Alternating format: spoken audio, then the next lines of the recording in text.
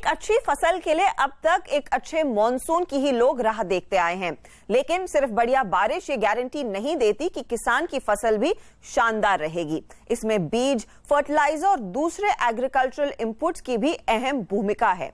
देश के किसानों को सबसे बेहतरीन क्वालिटी के प्रोडक्ट उपलब्ध कराने के मकसद से पुणे के सेठ ब्रदर्स ने शुरू किया एग्रोस्टार। अपने कारोबार के 5 सालों में कंपनी ने महाराष्ट्र, गुजरात और राजस्थान के 7 लाख किसानों के साथ काम किया है।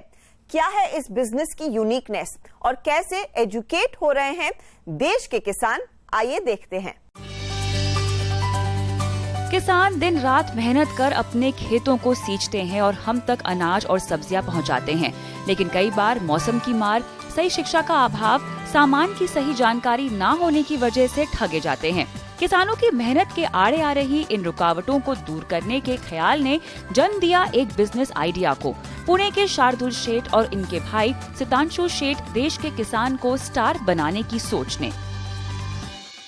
ये 2 साल में हमने देखा कि ये 4-5 बहुत बड़ी प्रॉब्लम्स थी जो ट्रेडिशनल जो डिस्ट्रीब्यूशन चैनल है वो एक उसकी वजह से थी और जिसमें कोई भी इनोवेशन नहीं हुआ था।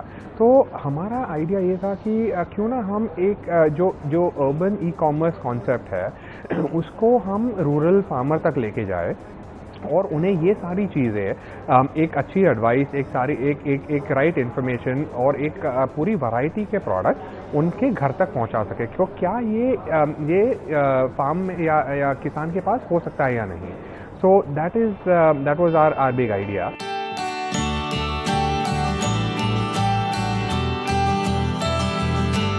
लेकिन किसानों को खेती करने के पारंपरिक तरीकों के साथ साथ नए जमाने के ई कॉमर्स से जोड़ने के बीच सबसे बड़ी समस्या थी टेक्नोलॉजी का माध्यम चुनना। माध्यम ऐसा चाहिए था जो आसानी से उपलब्ध भी हो और यूजर फ्रेंडली भी।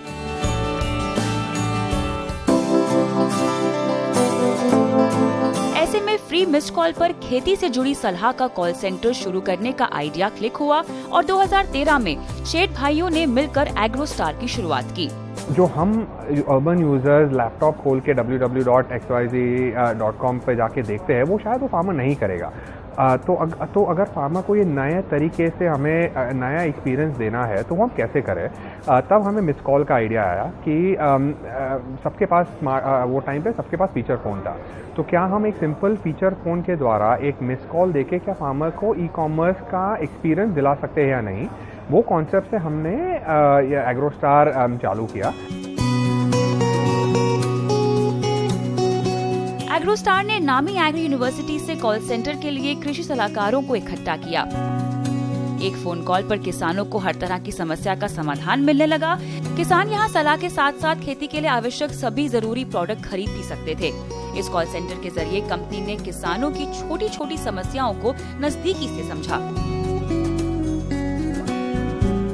फार्मर को हम एग्रोनॉमी एडवाइस देते हैं, मार्केट रेट के बारे में बता सकते हैं। फार्मर हमें कौन सी अच्छी वैरायटी के सीड्स या क्रॉप न्यूट्रिशन प्रोडक्ट्स अवेलेबल है हम उनको इन्फॉर्मेशन देते हैं।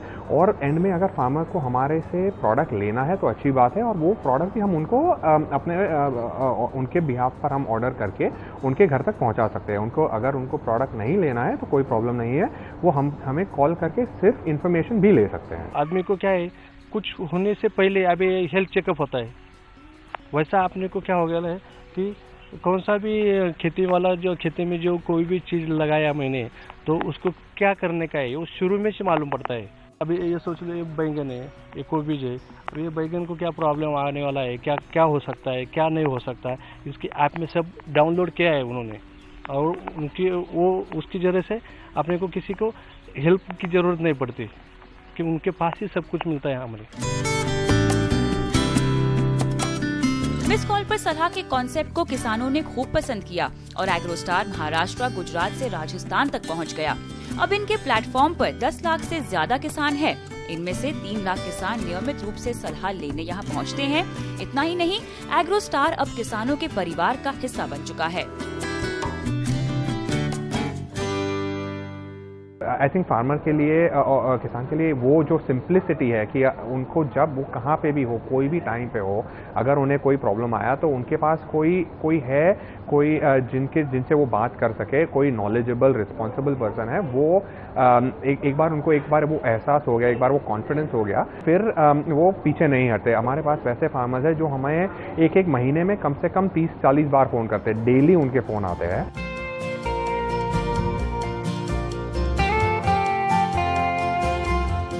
कॉल सेंटर के बढ़िया रिस्पांस के बाद कंपनी ने ऐप भी लॉन्च किया है। इस एंड्रॉइड ऐप में खेती से जुड़े सारे अपडेट्स, खबरें, सलाह और प्रोडक्ट की जानकारी सब कुछ है।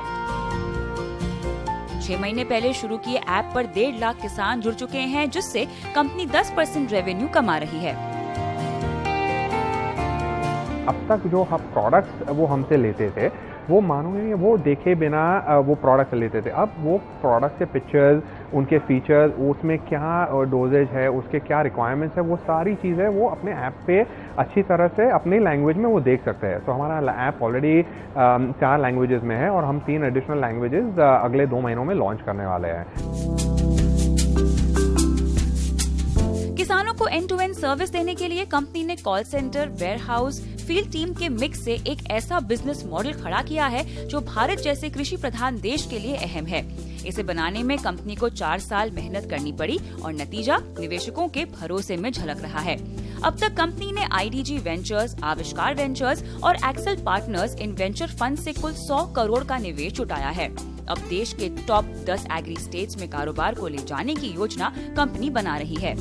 Time that they had already invested in that in Gujarat and the knowledge that they had gained from that, we were very impressed with how they had actually codified it into their business model and codified it into slowly, progressively adopting technology for the farmer to make this model more efficient. I think we saw that these folks actually knew how to understand the farmer more closely and build something that's more practical. आए दिन technology में हो रहे बदलाव को किसानों तक पहुंचाना कंपनी के सामने सबसे बड़ा चैलेंज है। इस चैलेंज के साथ साथ फाउंडर्स इनोवेशन पर भी जोर दे रहे हैं, जिसके चलते एग्रोस्टार के ऐप में advance image recognition technology build करने पर रिसर्च जारी है। हम ये बिल्ड कर रहे हैं कि क्यों ना फार्मर उसको तब अपने खेत में तभी के तभी हमारा ऐप खोल के एक सिंपल पिक्चर के द्वारा अगर हम उसको बता सकें कि भैया आपके पौधे में ये प्रॉब्लम है अप टू 95% एक्यूरेसी से, और इसको सॉल्व करने के लिए आपको ये चीज़ करनी पड़ेगी, और अगर आपको एक एग्रोनॉमिस्ट की टेक्निकल एडवाइज़र की ज़रूरत है तो आप सिंपली ये एक यहाँ पे क्लिक कीजिए और हमारा एग्रोनॉमिस्ट आपको फ़ोन करेगा। एग्रोस्टार देश के किसानों की असली दिक्कतों को आसान टेक्नोलॉजी की मदद से सुलझाने पर फोकस कर रही है और किसानों की आमदनी दोगुनी करने के इरादे के साथ साथ आगे बढ़ रही है। एग्री टेक में weather management, soil testing, drip irrigation जैसे कई काम और मौके हैं। देश के युवा अपने स्टार्टअप्स का रुख इस ओर मोड़ेंगे तो उनकी ही नहीं किसानों की मेहनत भी रंग लाएगी। यहाँ लेंगे एक छोटा ब्रेक, आप बने रहिए सीएनबीसी आवाज के साथ।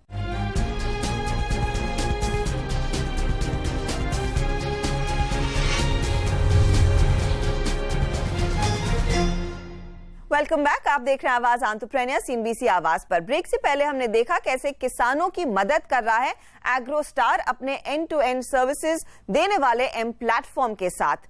लेकिन इस कंपनी में बड़े पैमाने पर एक्सेल पार्टनर्स ने निवेश किया है। एक्सेल वही निवेशक है जिसने फ्लिपकार्ट जैसी कंपनियों में भी पैसे लगाए हैं। तो क्या पसंद आया एग्रोस्टार में इस निवेशक को? इसी पर हमारे साथ ज्यादा बात करने के लिए मौजूद है एक्सेल पार्टनर्स के दिलीप जेम्स। दिलीप, शुक्रिया सीएनबीसी आवाज के लिए समय निकालने के लिए। मेरे ख्याल में एग्रोस्टार एक्सेल के लिए पहला निवेश होगा एग्रीकल्चरल टेक्नोलॉजी में। बताइए, नॉर्मली आप फ्लिपकार्ट, वॉक्स जैसे या ड्रॉपबॉक्स जैसी बड़ी बड़ी कंपनियों में पैसा लगा चुके हैं, तो एग्रीकल्चर में निवेश करने के बारे में कैसे सोचा और क्या खासियत रही है एग्रोस्टार की? हाँ, जहाँ तक एग्रीकल्चर की बात है, इंडिया में अभी तो ऐसी स्थिति है कि ज़्यादा टेक्नोलॉजी और जो करंट ऐप ड्रिवन यूसेज वगैरह उसका कोई अनुवाद ही नहीं है। और एग्रोस्टार एक ऐसी कंपनी है जिन्होंने ये फसल के पहले के स्टेज पे और किसान किसानों के लिए फ़ायदे का प्रतिनिधि चालू किया हुआ है, इसलिए हम लोगों को लगा कि इसमें जो अपॉर्चुनिटी है जिसके पीछे एग्रोस्टार अपना वो कर रही है, ये कोई बाकी जो अर्बन सेंटर्स में जो इन्वेस्टमेंट जो इस पर आप बता रही थी उससे अलग है, लेकिन ऐसे कोई कम अपॉर्चुनिटी वाली नहीं है। और ये एरिया में इसलिए हम लोगों ने ये एग्रोस्टार में फर्स्ट इन्वेस्टमेंट किया। एग्रोस्टार किस तरह से अपनी टेक्नोलॉजी का इस्तेमाल कर रहा है जिससे एक्सेल खुद इम्प्रेस हुआ था, और क्या आपको लग रहा है फिर आने वाले कुछ सालों में ये मॉडल बहुत बढ़िया से स्केल कर पाएगा? एग्रीकल्चर में खास करके दो डिफरेंट टाइप की एरियाज हैं। एक तो फसल से के पहले और दूसरा जो फसल के बाद का जो प्रोक्योरमेंट और उसका ट्रांसपोर्टेशन और स्टोरेज वगैरह का। तो एग्रोस्टार जिस एरिया में काम करती है वो फसल के पहले का है, और उसमें अभी ज़्यादातर कोई एडवांस टेक्नोलॉजी का यूज़ तो अपने देश में तो अभी नहीं है। तो एग्रोस्टार भी इसको मल्टीपल फेजेस में करेगी। ये जो जर्नी है ये कोई 1-2 साल की नहीं है।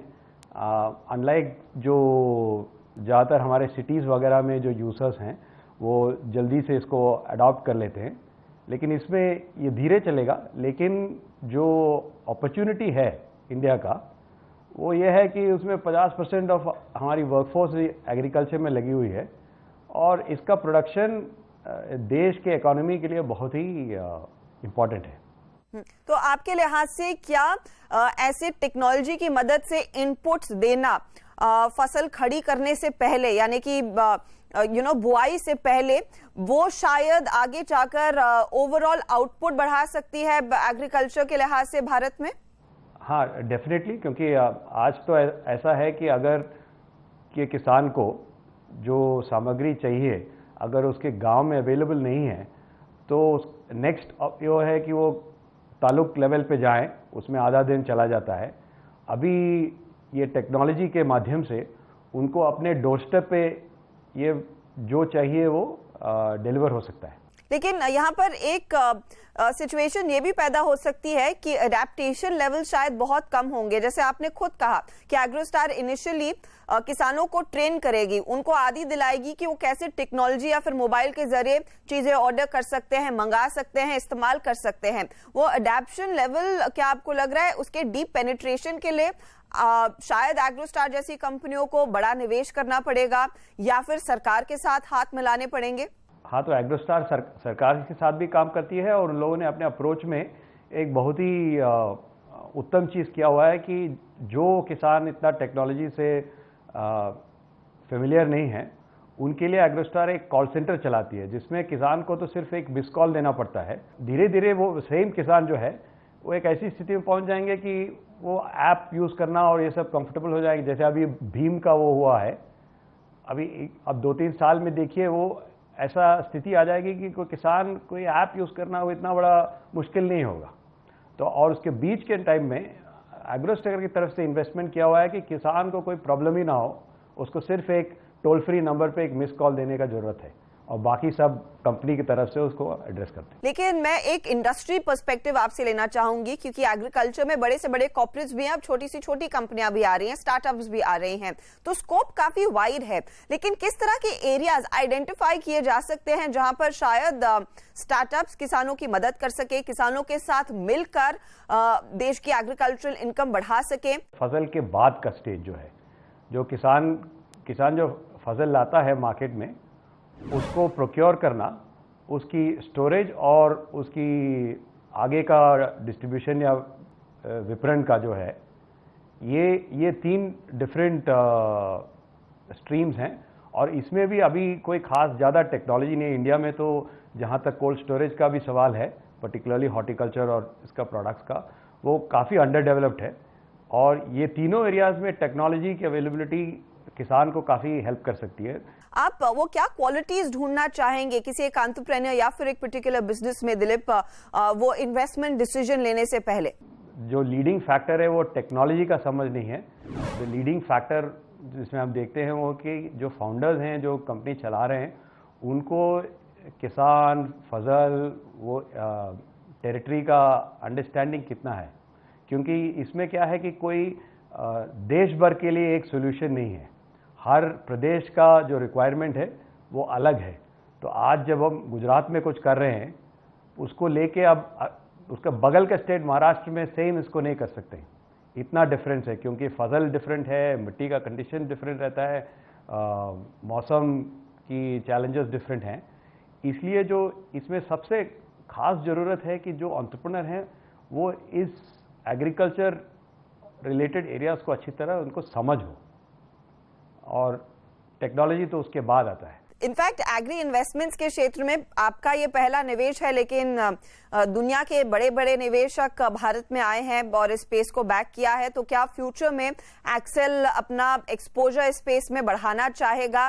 क्या होपफुली हम एक एग्री फोकस फंड भी आता देखे कंपनी की ओर से? एक्सेल का जो फंड है वो फंड लेवल पे कोई सेक्टर फोकस नहीं रेस होता है, तो इसलिए स्पेसिफिकली आपने जो सवाल किया from an Accel perspective, agri fund तो नहीं है, लेकिन इस सेक्टर में हम आगे इन्वेस्टमेंट करेंगे, जरूर करेंगे, क्योंकि हमारा विश्वास है कि इसमें काफ़ी अपॉर्चुनिटीज़ हैं।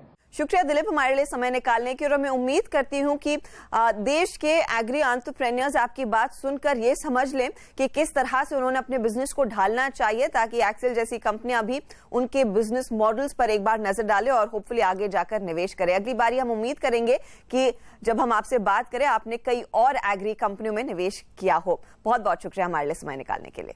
इसी के साथ आवाज एंटरप्रेन्योर के इस एपिसोड में इतना ही। आपको हमारा शो कैसा लगा ये हमें जरूर बताएं। हमारा फेसबुक पेज हाजिर है जहां पर आप अपने कमेंट पोस्ट कर सकते हैं, और मुझे आप ट्विटर पर भी फॉलो कर सकते हैं @AE हर्षदा। अगले हफ्ते फिर मुलाकात होगी कुछ और नए आइडियाज के साथ। नमस्कार एंड टेक केयर।